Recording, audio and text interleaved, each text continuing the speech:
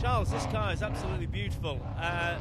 It's probably one of the best looking rally cars ever built, but I believe you're actually involved in modern rallying as well. Yes, I look after the WRC, the organisation of it behind the scenes for the FIA.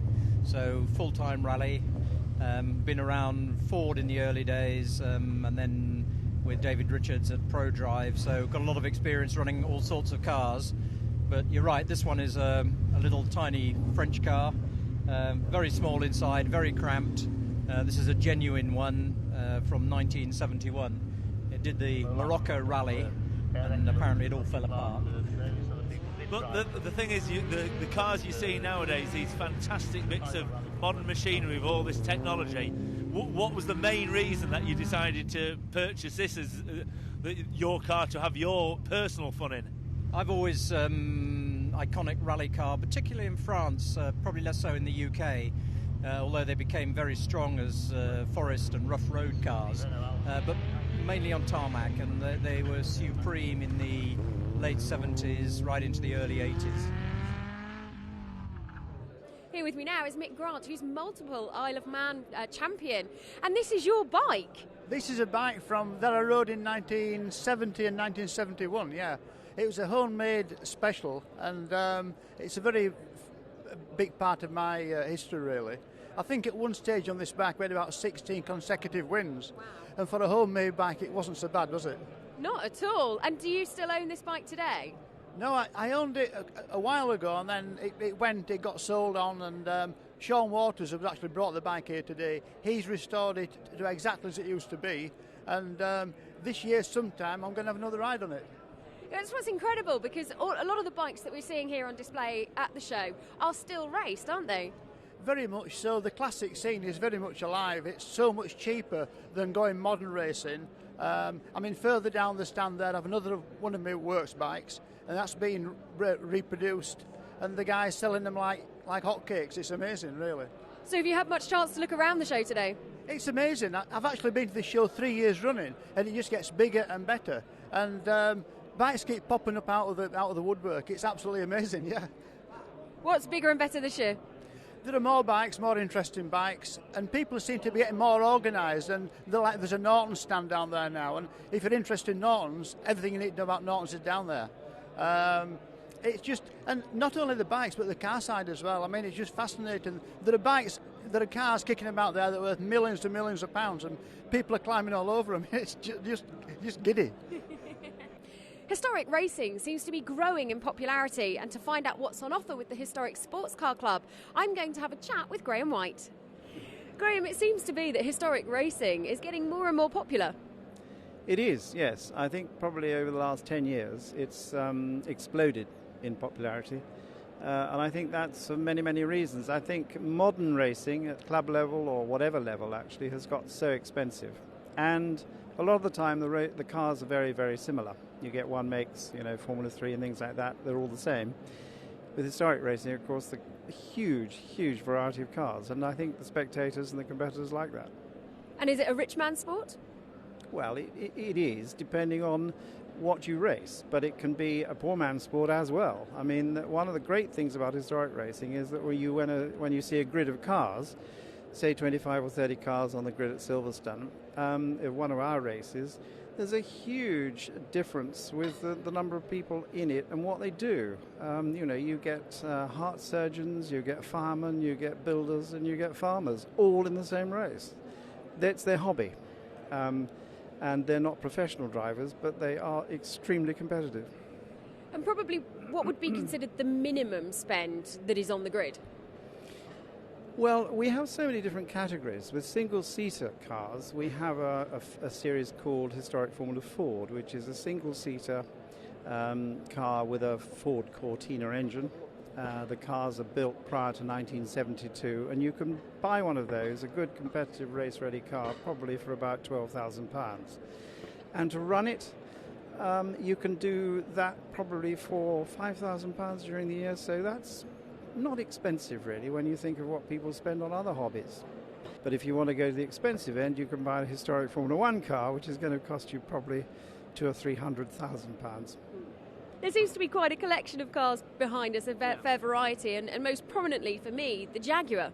The Jaguar E-Type, yes. I mean, it's probably one of the most famous classic cars or historic cars of all time. There are a number of them that race with us on a regular basis, and in fact next year we, together with Jaguar Cars, are going to be running a series of races specifically for E-Types to celebrate the 50th anniversary of when they were first produced. So we're really looking forward to that. Let's find out what's happening on the live rally stage right now with Richard. Thanks, Gemma. And we're moving on. We've got Mick Wood. Mick, you've only just bought this car 6 months ago, but you're one of the most fantastic, classic rally cars that everybody knows about, the Integrale. Can you tell us why you went for an Integrale to buy? Because I'd rolled my 124 and I needed another car to actually drive while I was actually rebuilding the other one, basically. That sounds that's a great enough idea just to get it. But is there anything you love about the Integrale? Oh, it's a fantastic piece of kit. It's just, it just goes from A to B so quickly. If you've ever driven one of the road cars, they're stunning on the road. This is just light years beyond that. It's just so quick. And you've only just bought it. Have you had to do anything work-wise to it, or...? Only upgrade the safety stuff. A lot of the safety stuff was out of date, so we've had to change things like the bag tank, seats, seat belts, things like that. That's all. Is it difficult getting parts for these X-Works cars? It's not difficult, it's just very, very expensive. A set of 4 struts for it is 20,000 euros. I think you just said that wrong. Say it again, 20,000 euros. 20,000 euros. That's unbelievable. Well, good luck to you, and hopefully we don't break anything, especially not the suspension. Thanks very much, Mick. We'll be looking out for you on the stage. Cheers, thanks. Thank you.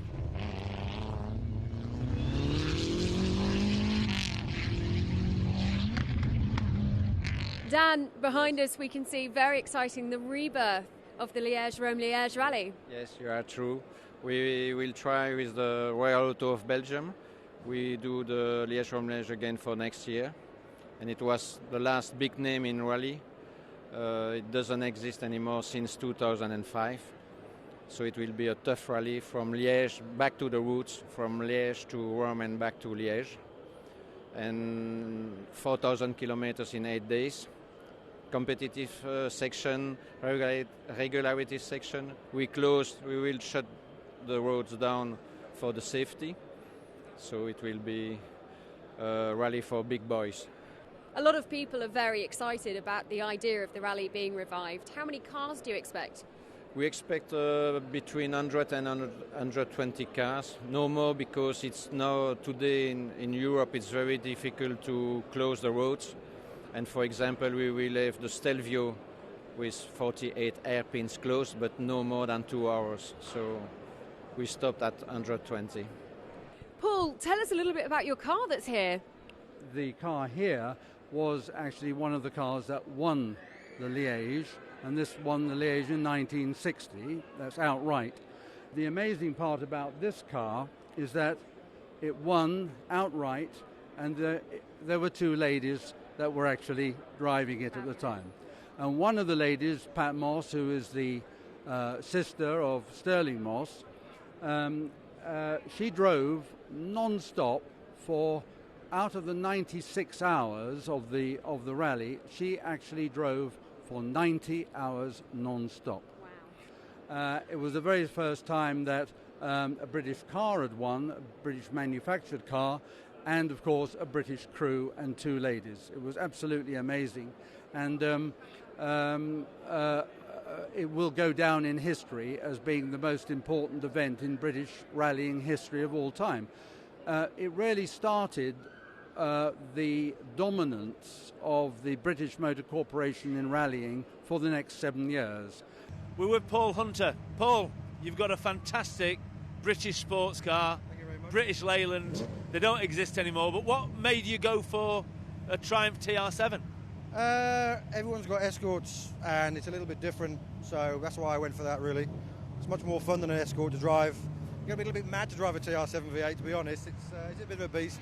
Well, I think that's the thing, the V8 under the bonnet. I mean, they just look like the normal TR7, but it must be fantastic to drive. It's not easy. It takes a lot to master it because you've got so much power in such a short car, and trying to keep the back end behind you.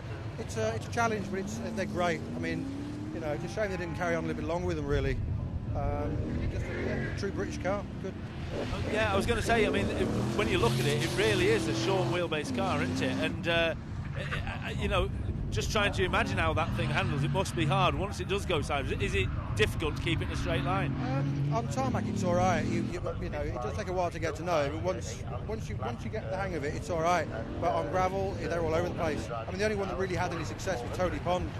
He was the one that mastered these out of all the TR7 drivers. So, but yeah, it's good fun. You do have a laugh.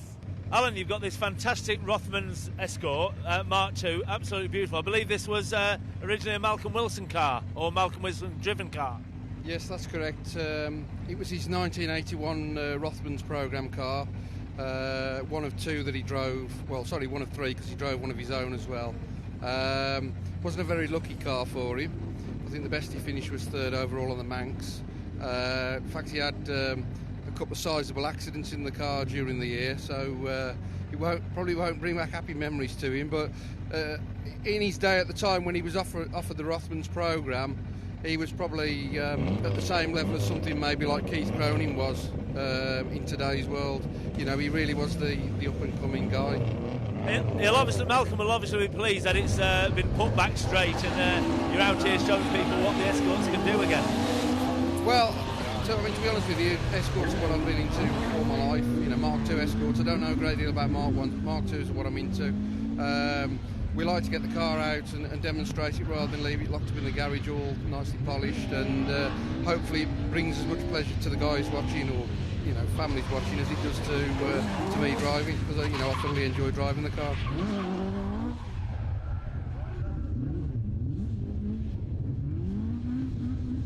That's it from here at Race Retro, but it's been a fantastic show. We've seen a huge collection of rare racing cars and motorbikes, and don't forget the live rally stages as well.